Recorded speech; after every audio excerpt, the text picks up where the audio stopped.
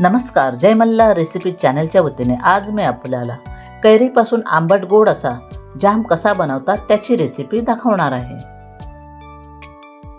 त्यासाठी तोतापुरी आंब्याच्या 4 कैऱ्या स्वच्छ धुवून घेतलेल्या आहेत। आता ह्या सर्व कैऱ्यांची मी पिलरच्या सहाय्याने वरची सालं काढून घेत आहे। अशा प्रकारे सर्व कैऱ्यांची मी सालं काढून घेतलेली आहेत।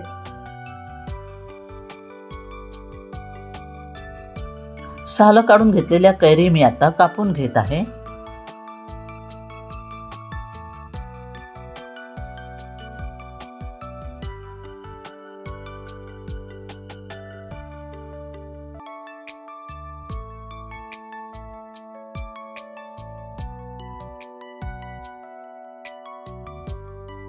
अशा प्रकारे सर्व कैऱ्या मी कापून घेत आहे।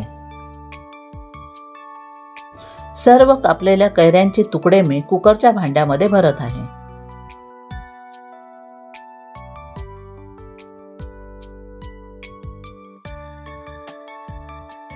कैरीचे तुकडे भरलेलं भांड मी कुकरमध्ये ठेवत आहे। त्यासाठी सर्वात अगोदर कुकरच्या तळाशी पाणी घेतलेलं आहे आणि त्यामध्ये हे भांड ठेवत आहे। पाण्याचा वापर न करता कैरीचे तुकडे वाफवून घेत आहे।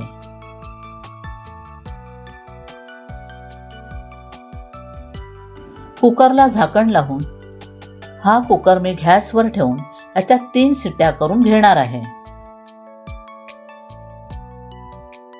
3 शिट्ट्या झाल्यानंतर गॅस बंद करून कुकर थंड करण्यासाठी ठेवलेला होता।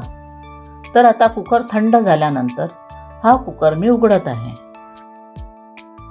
कैरीचे तुकडे छानपैकी शिजलेले आहेत।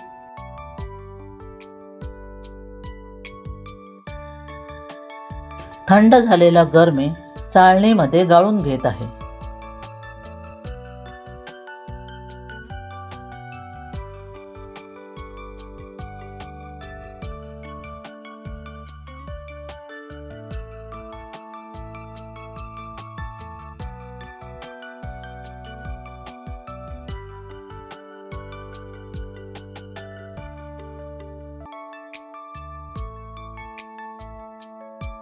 अशा प्रकारे सर्व गर मी गाळून घेतलेला आहे।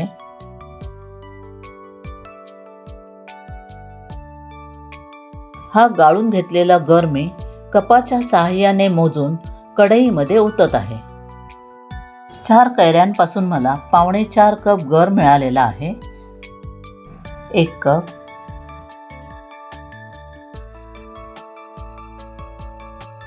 2 कप,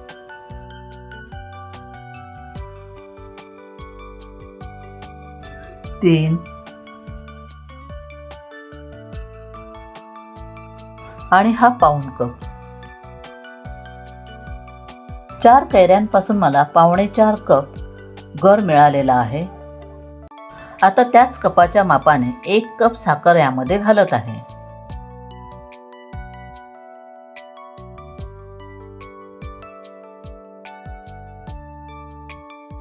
कैरीच्या आंबटपणावर साखरेचं प्रमाण कमी जास्त करू शकता, म्हणूनच त्यासाठी मी तोतापुरी आंब्याच्या कैऱ्या घेतलेल्या आहेत।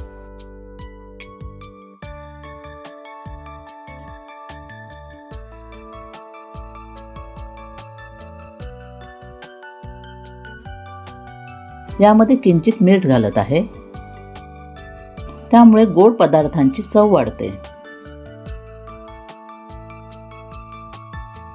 आता हे मिश्रण मी गॅसच्या मंद आचेवर शिजवून घेत आहे।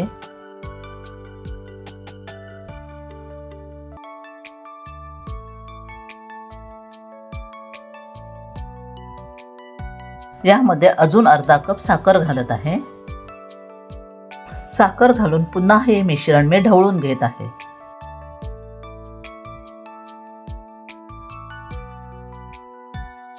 हे मिश्रण शिजत असताना ह्याचे शिंतोडे उडत असतात, त्यासाठी गॅसची आच मंद ठेवून काळजीपूर्वक हे ढवळत राहावं।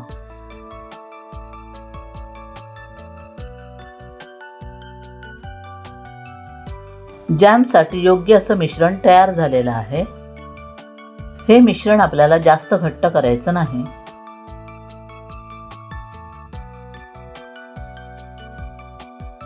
या जाममध्ये मी कुठच्याही प्रिझर्वेटिव्हचा किंवा कलरचा वापर केलेला नाही आहे. तुम्हाला जर आवडत असेल तर तुम्ही ह्यामध्ये वेलची पूड किंवा लवंगाचा वापरही करू शकता. जामचं मिश्रण दाटसर झालेलं आहे. याच्यापेक्षा घट्ट आपल्याला बनवायचं नाही.